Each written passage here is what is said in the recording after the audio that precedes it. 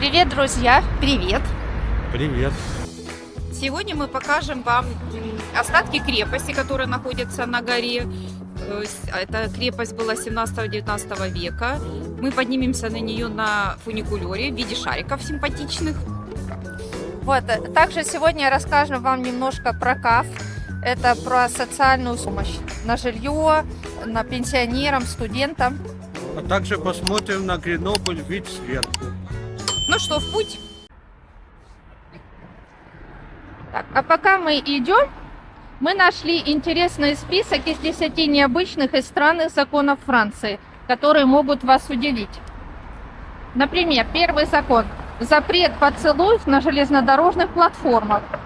Закон этот был введен в 1910 году, чтобы предотвратить задержки поездов. Хотя его редко применяют, но он все-таки существует. Не знаю, мы это не проверяли. Может, как-то надо проверить. Да, посмотреть. Не знаю. Следующий закон, скорее всего, это уже новый. Обязательные парковочные места для велосипедов. Во Франции новые офисные здания обязаны предоставлять парковочные места для велосипедов. Но это правда, да? Мы видели, Да, много да. новые дома уже идут с парковочными местами для великов.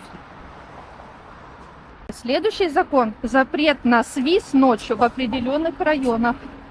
В некоторых деревнях нельзя свистеть после 22 часов, чтобы не нарушать общественный порядок. Ну, это понятно, да, наверное. Там тоже можно и напугать кого-то свистом. Ну, да.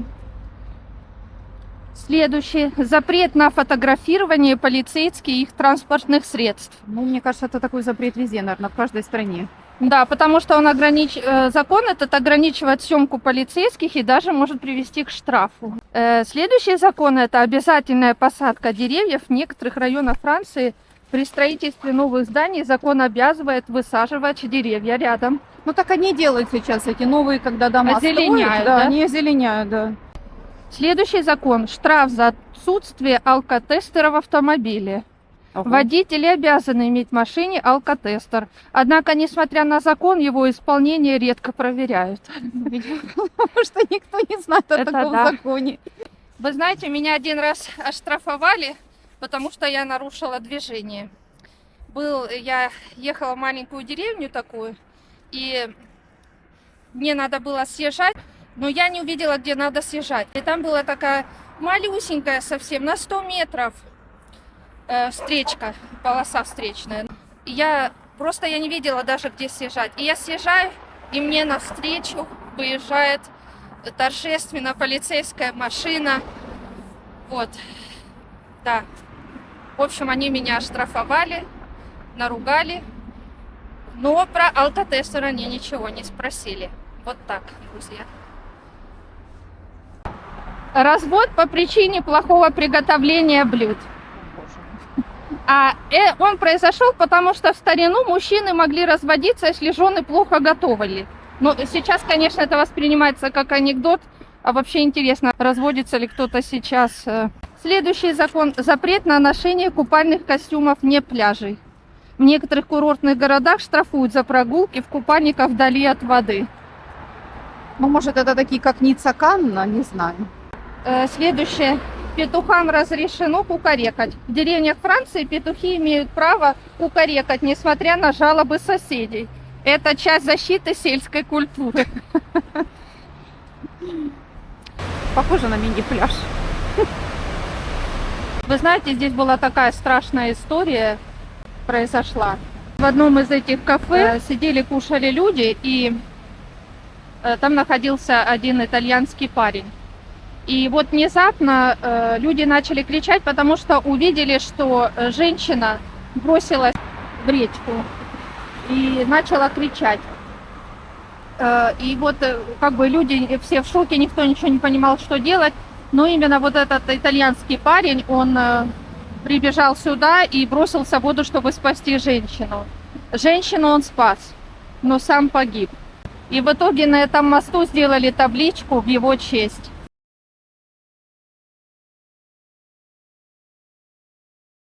А недавно тут произошла обратная история. Было 5 часов утра, почти никого не было. Молодая женщина лет 22 шла через мост. И навстречу вышел мужчина, который был психически нестабильный. И он ее столкнул с моста в воду, осталась цело невредима. Ее вытащили из воды, и, ну, слава богу, она осталась жива. Но вот такой обратный странный случай произошел. Да, в общем, что делать? Наверное, по этому мосту лучше просто так не гулять. Какой-то Вывод. несчастливый мост. А вон шарики сейчас поедут. Они все разноцветные. Первый красный, да, потом зеленый, серый, желтый и синий. Мы подошли к этому фуникулеру. Вот так он выглядит вблизи. Вот тросы, по которым он движется. Вот он, кстати, приближается. Нам надо сейчас на него попасть. Это вход. Сейчас посмотрим, сколько стоит. Ого, 90 лет уже этому фуникулеру. Сейчас вот поднимаемся. цены как раз и открытие или закрытие. На английском и на Посмотрите французском цены есть. к Фор де ла Бастиль. Тарифы. Для взрослого человека туда и обратно 9,60, а в одну сторону 6,50. Для ребенка от 5 до 15 лет 5 евро в две стороны и 3,60 в одну. Это и для пожилых людей после 75. И да, вот. И также не А также не работающих, работающих, да. И инвалидов. Для студентов 6,20 две стороны и 440 в одну сторону. А также есть годовые абонементы. Вот, на 1 год 55 и для ребенка 40. А вот групповые цены для группы от 6 до 14 человек 7,50 две стороны и 5,30 в одну. И от 15 6,52, 4,70 в одну. И школьники у нас 3,40 и А 2,20 в одну. А это расписание, когда он открыт. Ну вот так, друзья, отправляемся в путь. Смотрите, здесь написано, что длина 685 метров, мотор 220 лошадиных сил за 1600 оборотов в минуту, а скорость 6 метров в секунду. Ну что, друзья, мы сели в кабинку. Ой, мне очень страшно, если честно. Ой. Вы знаете, что здесь были пару случаев, но они очень редкие, когда посередине останавливался этот фуникулер и прилетал вертолет и забирал людей с этих кабинок. Ну, это было Конечно, пару я раз. себя сейчас очень поддержала этой историей. Мне сразу стало легче. Морально и физически. Зато открывается прекрасный вид на горы вокруг, на сам Гренобль.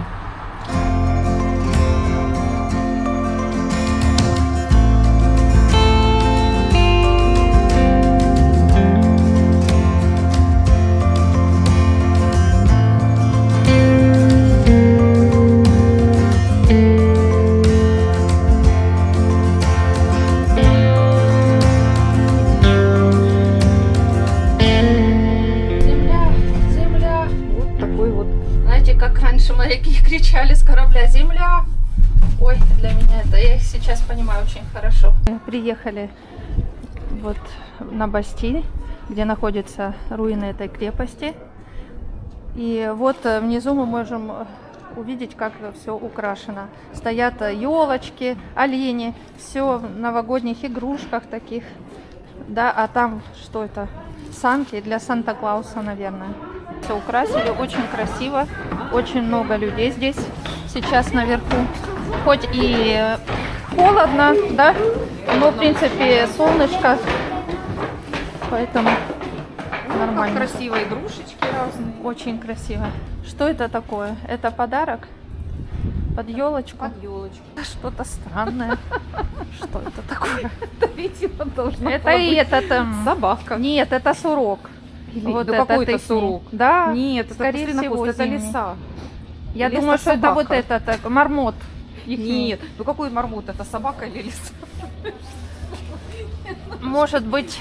Облуплена. Нет, я думаю, это линька зимняя. елочка. Елочка живая, не искусственная. А, не искусственно, да? Похоже, как на искусственно. Нет, живая, все живое, все Это натуральное. Сова с остатками перьев. Ну, тоже неплохо.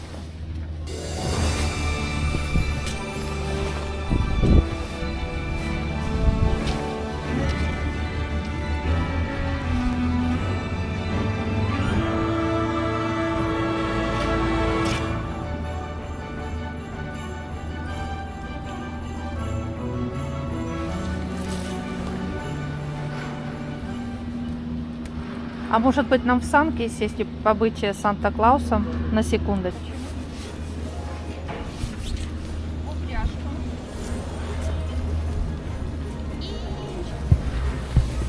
Мы помчимся, мы поедем на оленях, ураганим. Очень хорошо. Санта-Клаусом побыла. Немножко. И что там происходит? Раздача подарков.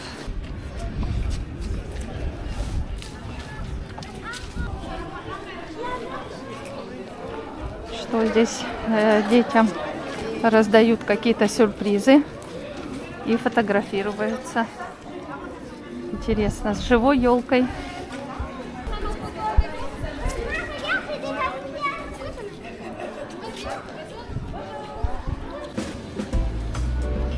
Вот так вот танцует живая елка и снегурочка новогодний. Хорошо, мы немножко поднялись наверх. Что это? Автомат такой. Сувенирные медали. Ага, кидаешь 3 евро и получаешь одну из таких медалек с изображением Бастилии или с фуникулером.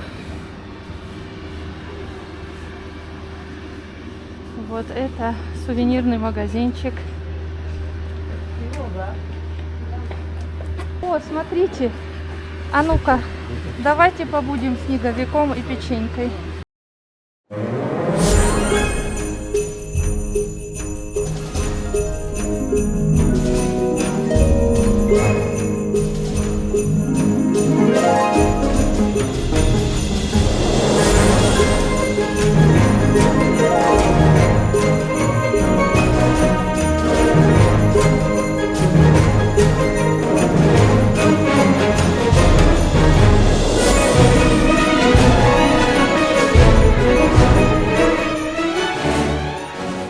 Мы сейчас поднялись еще немножко выше. И вот там вот сверху вдалеке большая такая улица. 8 километров этой улицы. Она самая длинная прямая улица Европы. Авеню Жан-Жорес. Здесь вот находится такой бинокль, в который можно кинуть денежку 2 евро или 1 евро и посмотреть увеличение все красоты гор. Вот. Вот такой вот вид сверху. Вот река. Мы видим здесь слияние 2 рек. Здесь та, что справа, это Изер, а слева там дальше это Драк.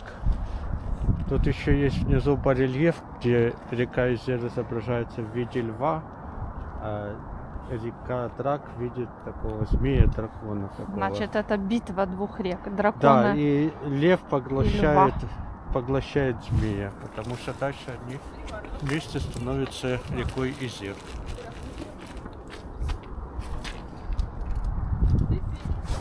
А вот теперь отправление шариков. Там кто-то закричал. Но это, наверное, от восторга, а не от страха. Поднялись немножко выше. И здесь находится центр акробатики с разными приспособлениями. Можно лазить там, да.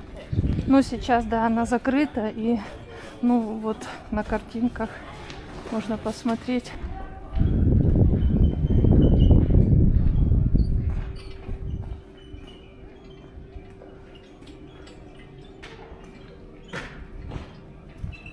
Тут оказалось, что это не только для детей, но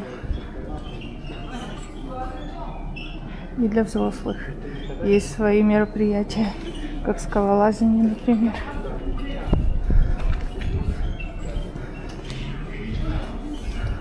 Интересно, но мне почему-то это напоминает, где обезьянки вот лазят в зоопарке. Очень похоже. Похоже на Харьковский зоопарк. Смотрите, качельки. Может покататься? Что это? Нет, не будем злить охранника, который стоит неподалеку. Вот. Ну, а теперь мы попробуем подняться вот туда вот и показать вам вид сверху. Так, вот теперь мы поднялись наверх.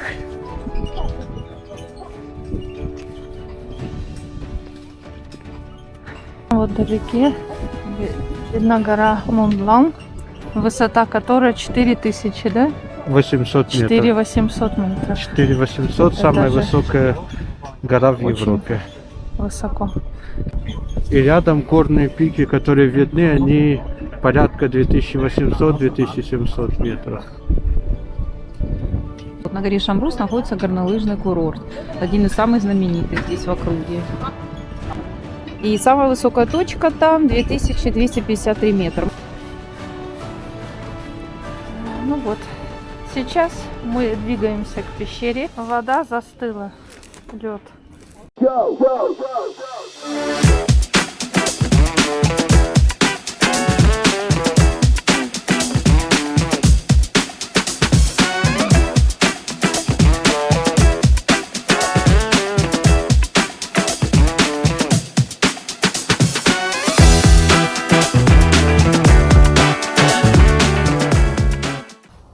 Вот мы подходим к этой пещере.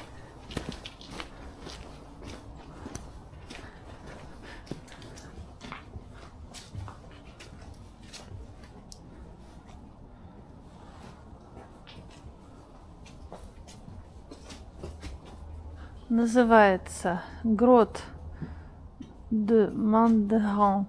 Это известный бандит Дофинуазский. Умер в 1755 году. Была построена в 1845 году. Ну вот мы заходим в пещеру внутрь. Здесь очень темно, горят небольшие фонарики. Так, а здесь вода отовсюду капает. И здесь очень мокро, внизу прям грязь и слякоть.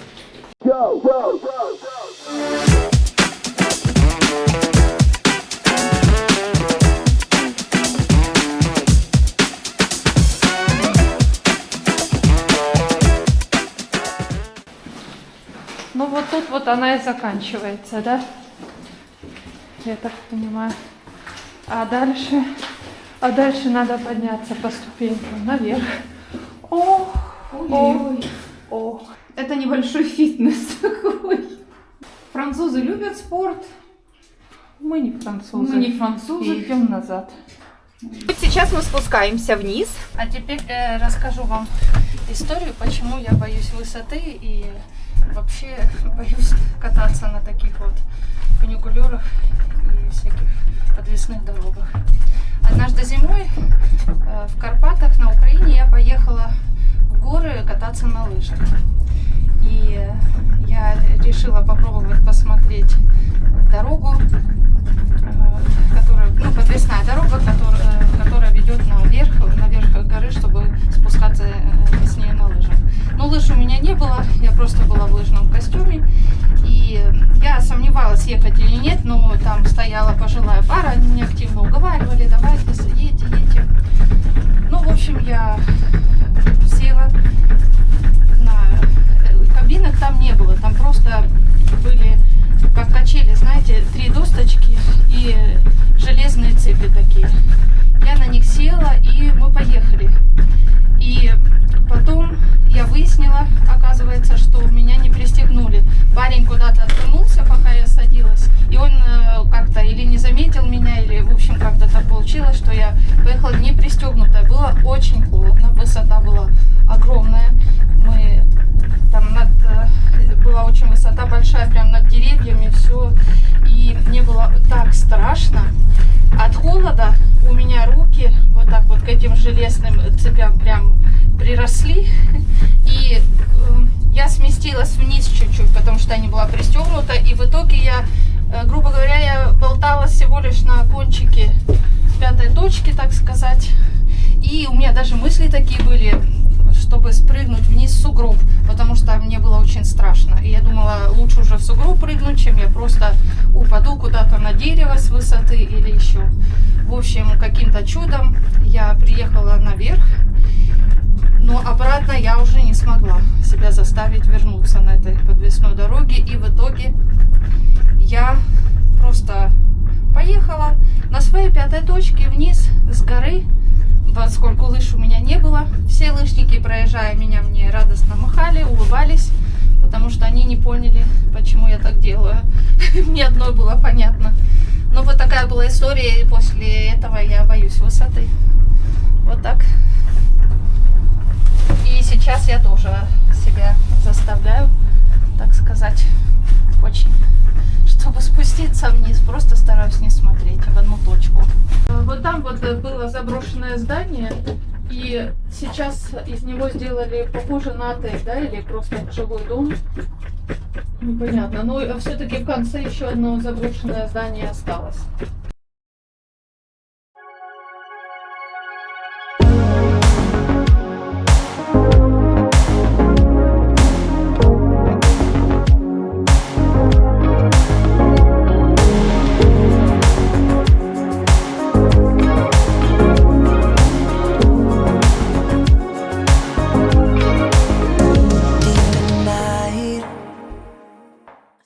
Сейчас мы хотим перейти на другую сторону и показать вам итальянские кафешки, а также рассказать про Каф.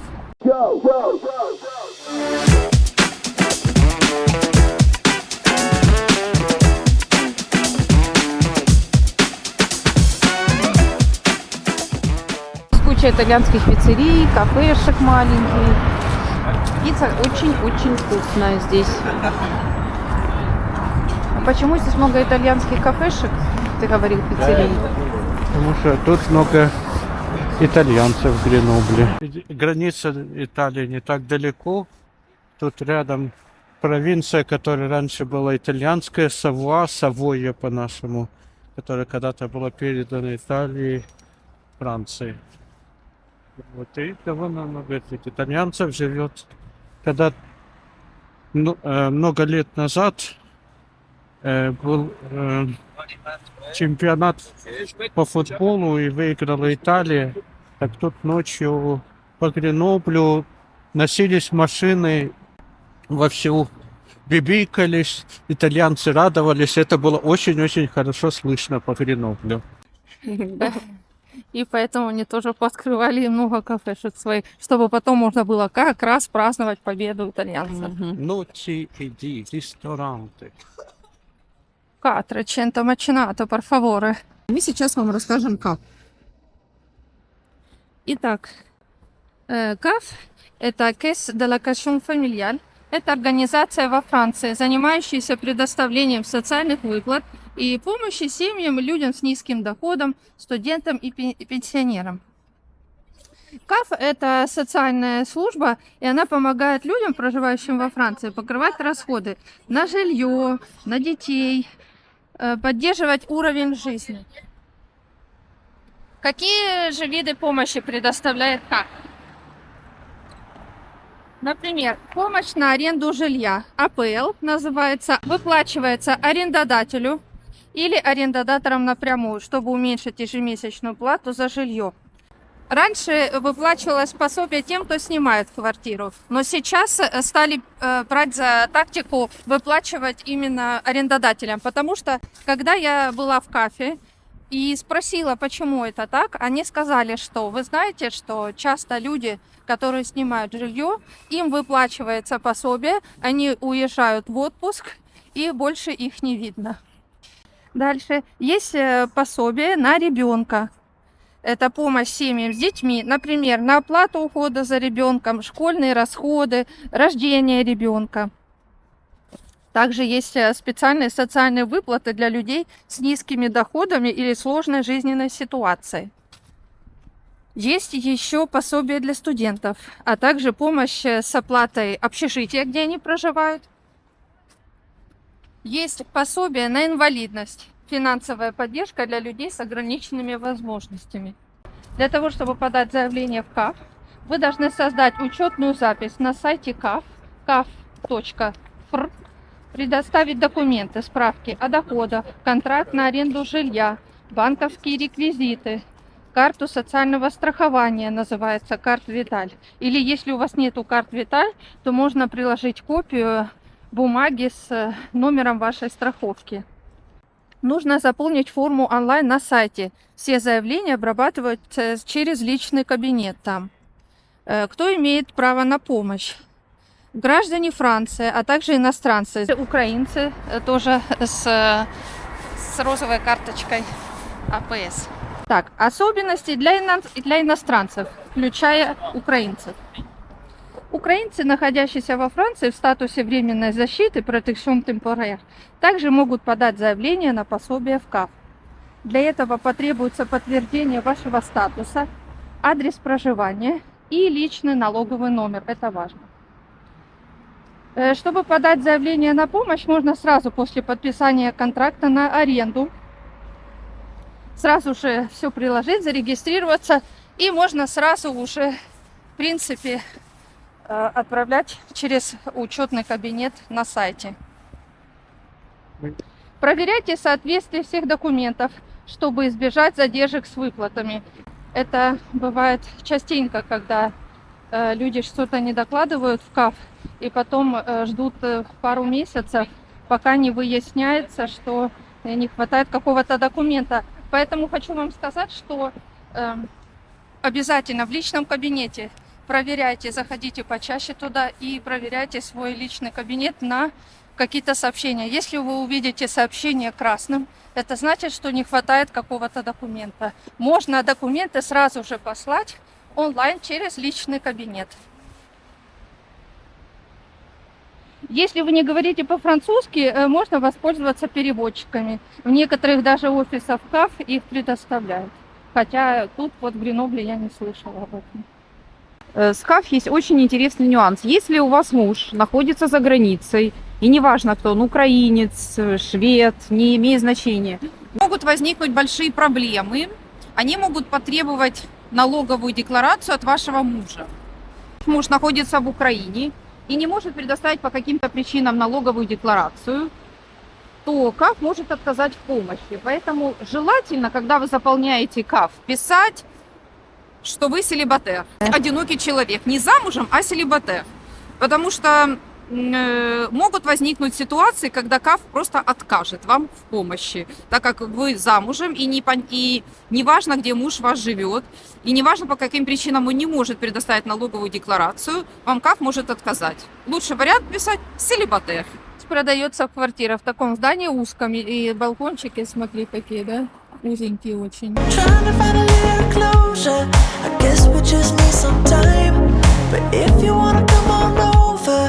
Baby,